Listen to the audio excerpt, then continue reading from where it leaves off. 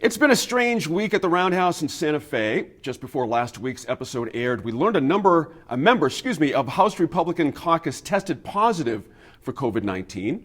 The group of 25 conservative lawmakers has been the most critical of both the governor's response to the pandemic and now the largely online nature of the session itself. That didn't sit well with Democratic Speaker of the House, Brian Egolf, who accused House Republicans of being reckless with regard to public health. They sued. We're still waiting for a Supreme Court opinion on the House rules, possibly next week. And here we are, not even halfway through the session. And Sophie, perhaps the most surprising thing about the sessions this week, they've been relatively civil. You know, Mr. Egolf eased up on his 3 in the people chamber rule, and about half the Republicans showed up in person. What do you make of this whole dust up? Is this just like, you can't tell us what to do, so we're just going to do what's not right? How do you make what's going on here? Some of this is posturing. Some of it is sort of virtue signaling on both sides. Right. Fair enough. But what neither party really has control over, let's face it, is the pandemic itself. And just like we've seen for all of us for the last basically year, dealing with the pandemic, adding the pandemic on top of everything you already have to do, in this case in a 60-day session, it was just bound to add extra conflict, extra opportunities for chest pounding, etc.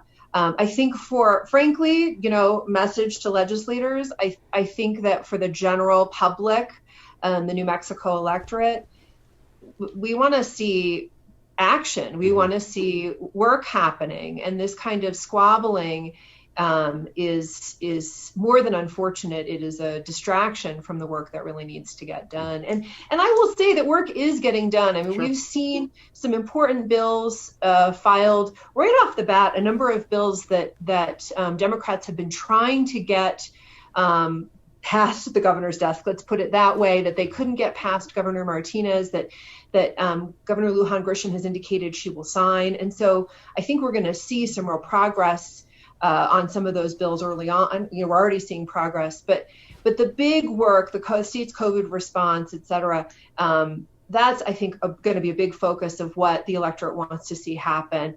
And that's got to get rolling. That's a good point there. Hey, Ed, interestingly, we're just under 2,000 coronavirus tests conducted at the Roundhouse, and they began on-site testing on January 15th. And as we know now, the reporting, they've had just 5 positive test results, or 0.4%. Does that make a difference to you? I mean, does that say to you that Republicans are in fact taking care? Because if they weren't, we'd have a whole lot more cases than this. And I'll remind folks, our average statewide is 7% versus the 0.4% we're seeing up in the Roundhouse. Gene, this is a new environment, and it's not part of the general population, but it could be the starting point. If we're not careful, if we recall back to the beginning of this virus back in March, April, May, June, locally, not many people knew anyone who had contracted the virus. But as time went on, more and more people knew more and more people who had the virus. So it started from somewhere. So we want to be careful and not to get too comfortable with the fact that only so many people, so many tests, only so many people, that 0.04% that you mentioned has come back positive. We want to take advantage of that and look at that in a positive way, but not to take it for granted and loosen up on the precautions that we all need to take. My concern would be that we take some comfort that the positivity rate is low, and then we move in the opposite direction by not taking the necessary steps. That's going to keep that number as low as the initial results of. If I could jump in though, Please. Legislators are not required to be tested. And if we're not testing, we're not really able to get accurate measurements. And the Republican legislators in particular have pushed back against the testing program. And so when we say 0.04, 2 things. One is, this is for, by and large, a white collar group that, not exclusively, but in general, legislators and their staff would be expected to reflect the transmission rates of people who are able to protect themselves, stay home, et cetera, as opposed to our frontline workers who are really at greater risk. We see people of color at greater risk for underrepresented communities at greater risk for COVID infection. But I have to point out, this is not a comprehensive plan. Legislators can choose to opt out of being tested. And as we know, many people are asymptomatic. So I'm not sure that figure really means that much. I appreciate that. That's why they call that contact day. Go ahead, Ed. Sorry just about very that. quick, Sophie and G, just very quickly. Yeah, and when you look at the data, the number of people that one person who tests positive can affect are just enormous, Right. exponential. And so, caution, caution, caution. Don't take comfort in the low numbers at this point. And I think you guys are describing quite well where Brian Egolf is coming from.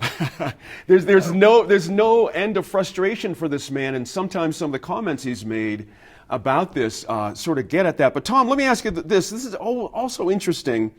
It came out last week that during the first 3 days of the session, there was a positive case there, and nobody knew it. And given the restrictions for who can be in the Capitol, should a positive test have been announced right away? Well, in this age, transparency is really key. So, I think that the more transparency that's out there, the better. So yes is the short answer to that. Longer answer is that I think that what we've seen at the Roundhouse has been so far a responsible approach. Now, I'm not saying that the Democrats are right and the Republicans are wrong. I think the Republicans have a lot of great points that they raised before the Supreme Court. They just didn't raise them the best way possible. And of those points, as far as going remote, does that really provide residents in the rural part of the state who tend to be more right-leaning than left, have true access to participate in all of the proceedings? And then the second is as far as just going back to Santa Fe, is what happened to the Santa Fe Convention Center? I thought they were supposed to open up the convention center to make everything a lot more accessible. So I think that there is a lot of confusion out there right now. I think everybody's kind of taking that chill pill and is kind of saying, okay, great, we've all made our points. Now maybe we can focus on legislation. But my hope is that perhaps that there will be just a little bit more consistency in the rulemaking between the House and the Senate. Because I think that having the consistent rules, as far as the rules that bind the Senate are the same rules that bind the House, will help to kind of calm the overall kind of sense of anxiety that tends to make the headlines.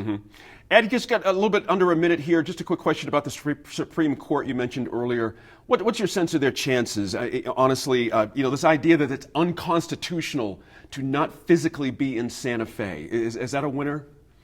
It really looks like the courts recently, in a number of different cases, and I'm sure the court will follow here, is that this pandemic has created a unique situation where all members of society, all walks of life, have to make those adjustments in the interest of public safety and public health. So I think if the issue is about public health and the health of those participants in the legislature, both the legislators and staff, that the court will likely uphold any issue relating to adjustments in the interest of public safety. Got you there. Have to hold our conversation there.